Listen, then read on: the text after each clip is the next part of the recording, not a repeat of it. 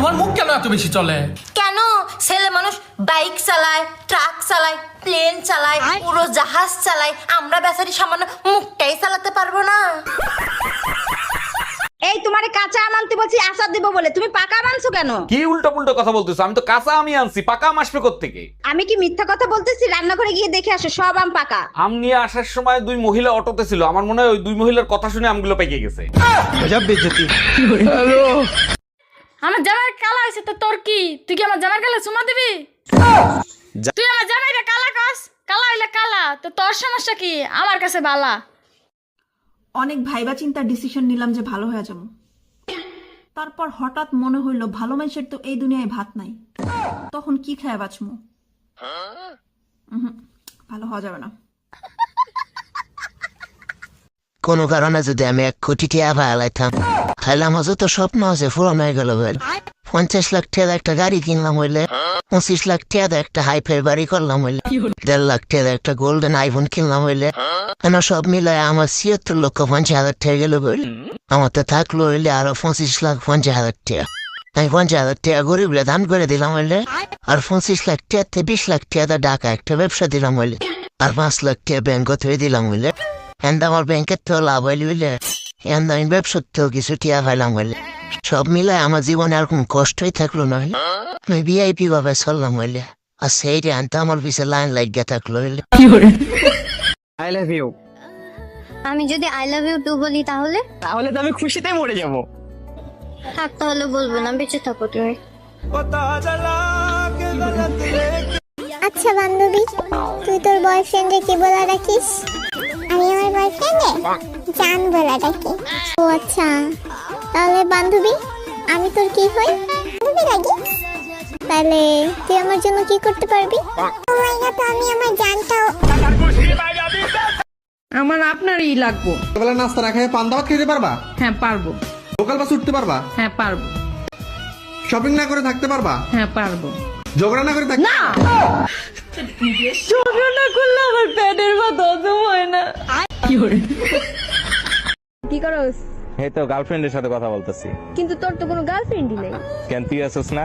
দাঁড়া, আমি এক্ষুনি বাইরে কল দিতেছি। কিন্তু তোর তো কোনো ভাইয়া নাই। তুই আসিস না? তাই কিছু হইলেই তুমি আমাকে হোয়াটসঅ্যাপে ব্লক করো কেন? হ্যাঁ, আনব্লক করো। কিসে আনব্লক করবো? তোমার সাথে তো আমি রিলেশন রাখবো না, ব্রেকআপ। আরে খাচ্ছনি, তুই আমার ওয়াইফ। ও শিট, ভুলে গেছি। আগের অবশ্য হয়ে গেছে। আচ্ছা আপু, আপনি কি কারোর সাথে প্রেম করেন? সেটা জেনে আপনি কি করবেন? করার তো অনেক কিছুই আছে, শুধু সুযোগের অপেক্ষা। কি বলতে চাইতেছেন বুঝিয়ে বলেন। আচ্ছা ঠিক আছে, তাহলে আমি ঘুরায় পেছায় কথাটা নাই বলি। আসলে আমি আপনাকে পছন্দ করি।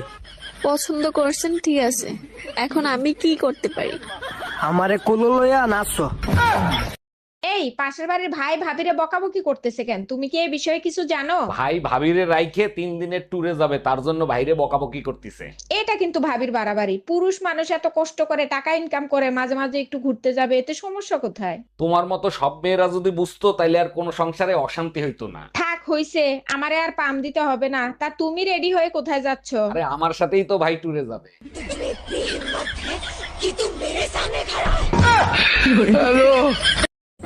ভেবেছিলাম জীবনটা গুছিয়ে নেব, কিন্তু বড় কথা হলো এত বড় ব্যাগ কই পাবো?